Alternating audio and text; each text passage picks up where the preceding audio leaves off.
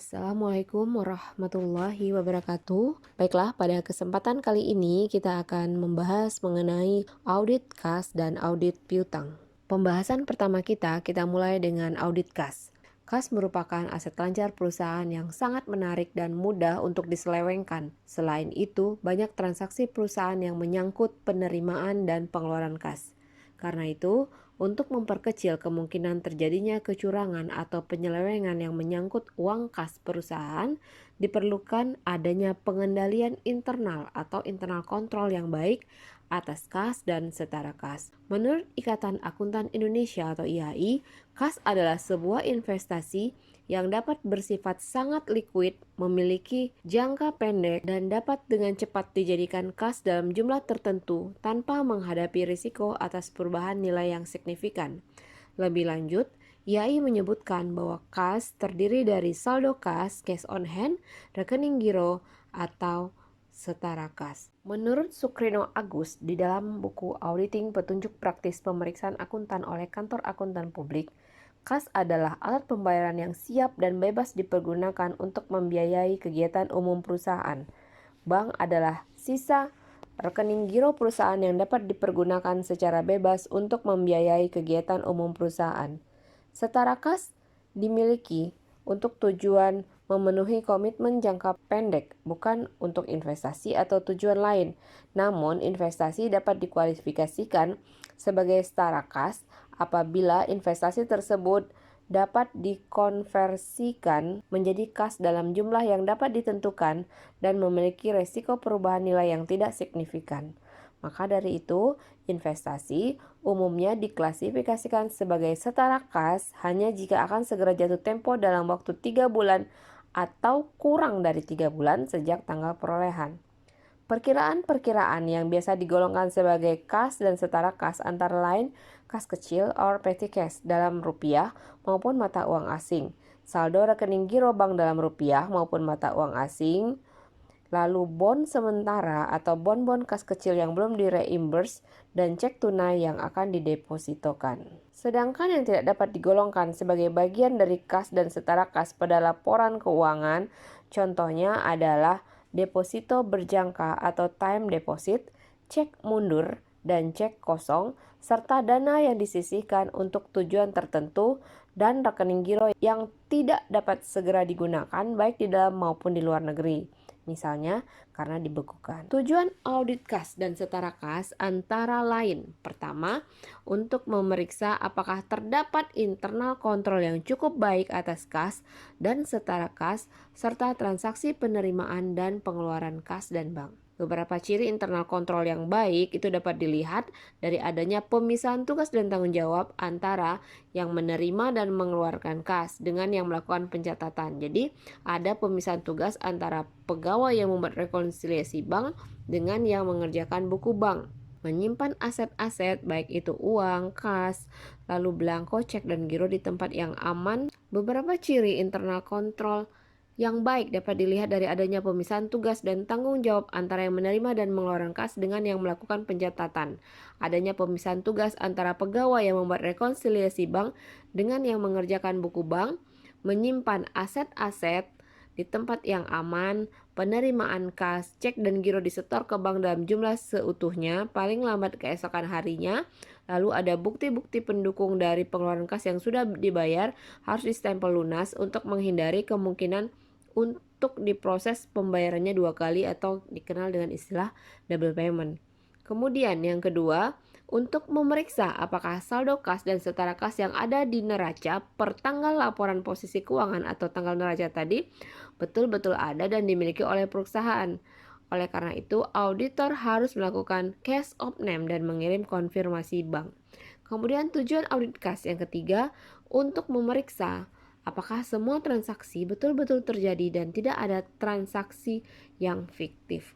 Keempat, untuk memeriksa apakah transaksi sudah dicatat secara akurat dan pada waktu yang tepat dalam buku penerimaan kas dan pengeluaran kas sehingga tidak ada transaksi yang dihilangkan, tidak ada kesalahan perhitungan matematis, tidak salah posting dalam buku penerimaan dan pengeluaran kas, tepat klasifikasi postingnya, dan tidak terjadi pergeseran waktu pencatatan atau timingnya. Yang kelima, Tujuan dari audit kas untuk memeriksa apakah ada pembatasan untuk penggunaan saldo kas dan setara kas jika perusahaan menyisihkan sebagian dana yang dimiliki untuk keperluan pelunasan obligasi berikut bunganya, maka dana tersebut tidak dapat dilaporkan sebagai bagian dari kas di aset lancar. Begitupun jika ada saldo rekening giro yang dibukukan karena perusahaan tersangkut suatu masalah hukum.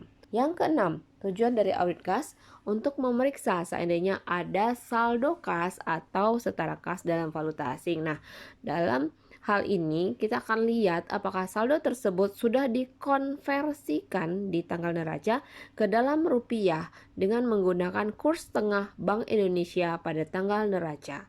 Dan apakah selisih kurs yang terjadi sudah dibebankan atau dikreditkan ke laba rugi atau komprehensif tahun berjalan. Perusahaan biasanya tidak hanya memiliki harta dalam bentuk rupiah saja. Ada kalanya suatu perusahaan punya harta dalam bentuk valuta asing. Nah, pemeriksaan ini sendiri tadinya bertujuan untuk mengetahui apakah ada saldo perusahaan dalam bentuk valuta asing. Tujuan berikutnya, untuk memeriksa apakah penyajiannya di laporan posisi keuangan atau neraca sudah sesuai dengan standar akuntansi yang berlaku di Indonesia, itu berdasarkan SAK ETAP atau SAK IFRS. Menurut SAK, kas dan setara kas disajikan di laporan posisi keuangan atau neraca sebagai aset lancar atau current kas. Lalu, kas dan setara kas yang penggunaannya dibatasi dapat dimasukkan ke dalam aset lancar hanya jika pembatasan tersebut dilakukan untuk menyisihkan dana untuk melunasi kewajiban jangka pendek atau jika pembatasan tersebut hanya berlaku selama 1 tahun. Berikutnya, menurut SAK, saldo kredit pada perkiraan bank disajikan pada kelompok kewajiban sebagai kewajiban jangka pendek. Saldo kredit dan debit rekening giro pada bank yang sama dapat digabung dan disajikan pada laporan neraca sebagai satu kesatuan. Oke, itu tadi audit tentang kas. Maka berikutnya kita akan bahas terkait audit piutang. Piutang timbul dari beberapa jenis transaksi di mana yang paling umum ialah dari penjualan barang atau jasa secara kredit. Kredit dapat diberikan dalam bentuk perkiraan terbuka atau berdasarkan instrumen kredit yang sahih yang disebut dengan surat promise. Menurut Donald Kiso, piutang adalah klaim uang, barang, jasa kepada pelanggan atau pihak-pihak lainnya. Menurut Sukrino Agus, piutang yang berasal dari penjualan barang dagangan atau jasa secara kredit. Sedangkan menurut John J. Weil, piutang merupakan semua klaim dalam bentuk uang terhadap entitas lainnya termasuk individu, perusahaan, atau organisasi lainnya. Menurut Mulyadi, secara periodik dihasilkan pernyataan piutang yang dikirimkan kepada setiap debitur. Mutasi penjualan adalah disebabkan oleh transaksi penjualan kredit, penerimaan kas dari debitur, retur penjualan, dan penghapusan piutang. Tujuan audit piutang usaha. Yang pertama, untuk mengetahui apakah terdapat internal control yang baik atas piutang dan transaksi penjualan, piutang, dan penerimaan kas. Yang kedua, untuk memeriksa atau memvalidasi atau melihat keabsahan dan keautentikan daripada piutang tersebut. Yang ketiga, untuk memeriksa kolektibilitas atau kemungkinan tertagihnya piutang dan cukup atau tidaknya perkiraan allowance for bad debts atau penyisihan piutang tak tertagih.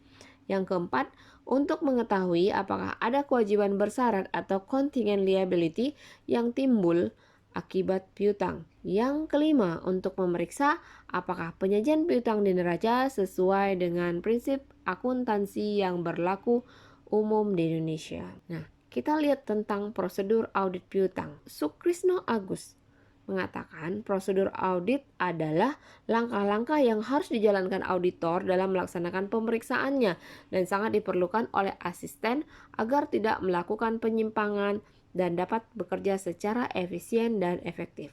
Prosedur audit dilakukan dalam rangka mendapatkan bahan-bahan bukti atau audit evidence yang cukup untuk mendorong pendapat audit atas kewajaran laporan keuangan. Nah, di sini disarankan bahwa prosedur audit atas piutang usaha itu sebagai berikut. Yang pertama, pelajari dulu dan evaluasi internal kontrol atas piutang dan transaksi penjualan, piutang dan penerimaan. Lalu yang kedua, buat kertas kerja, top schedule, dan supporting schedule piutang pertanggal neraca. Jadi kalau top schedule itu maksudnya piutang secara keseluruhan, sedangkan supporting schedule adalah sub dari piutang. Jadi misalkan piutang A, piutang B, piutang C.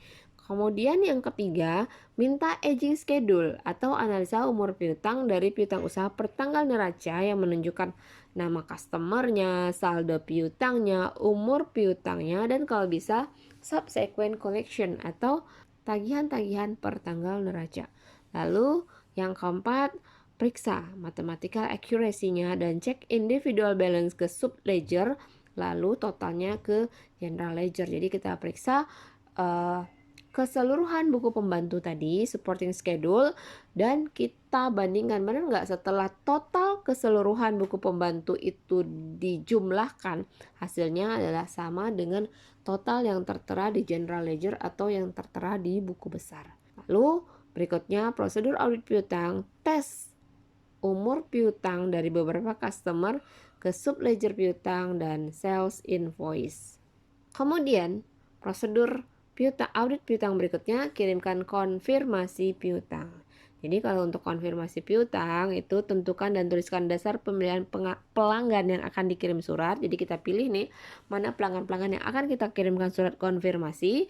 Tentukan apakah konfirmasi ini yang akan kita gunakan adalah konfirmasi positif atau konfirmasi negatif. Lalu cantumkan nomor konfirmasi baik di schedule piutang maupun di surat konfirmasi. Jawaban konfirmasi yang berbeda harus diberitahukan kepada klien untuk dicari perbedaannya. Lalu terakhir, langkah-langkah dilakukan saat pengiriman konfirmasi piutang, buat ikhtisar atau summary dari hasil konfirmasi. Masih di prosedur audit piutang, berikutnya prosedur yang dilakukan adalah periksa subsequent collection dengan memeriksa buku kas dan bukti penerimaan kas untuk periode sesudah tanggal neraca sampai mendekati tanggal penyelesaian pemeriksaan lapangan atau audit field work. Perhatikan bahwa yang dicatat sebagai subsequent collection hanyalah yang berhubungan dengan penjualan dari periode yang sedang diperiksa. Artinya periode ke depan itu tidak kita perhatikan atau tidak kita catat. Berikutnya prosedur audit piutang yang lain yaitu periksa apakah ada piutang-piutang yang dijaminkan untuk mengetahui kemungkinan adanya contingent liabilities. Lalu periksa dasar penentuan penyisian piutang dan periksa apakah jumlah yang dihitung itu sudah benar atau tidak. Bisa saja terlalu besar, bisa juga terlalu kecil. Lalu uji cut off dengan jalan memeriksa sales invoice, nota kredit lebih kurang 2 minggu sebelum dan 2 minggu sesudah tanggal neraca. Nah, di sini kita akan melihat atau memeriksa apakah barang-barang yang dijual melalui invoice sebelum tanggal neraca sudah dikirim per tanggal neraca. Kalau belum, maka auditor harus mencari tahu alasannya. Periksa apakah ada faktor penjualan dari tahun yang diperiksa yang dibatalkan dalam periode berikutnya. Lalu periksa notulen rapat, surat perjanjian, jawaban dari konfirmasi bank, dan correspondence file untuk mengetahui apakah ada piutang yang dijadikan sebagai jaminan. Tadi sudah saya sebutkan. Lalu periksa apakah penyajian piutang di neraca dilakukan sudah sesuai dengan prinsip akuntansi yang berlaku umum di Indonesia. Dan berikutnya, maka auditor akan menarik kesimpulan tentang wajar atau tidaknya saldo piutang yang kita periksa. Demikian yang dapat disampaikan terkait audit kas dan audit piutang. Semoga bermanfaat. Billahi taufik wal hidayah. Assalamualaikum warahmatullahi wabarakatuh.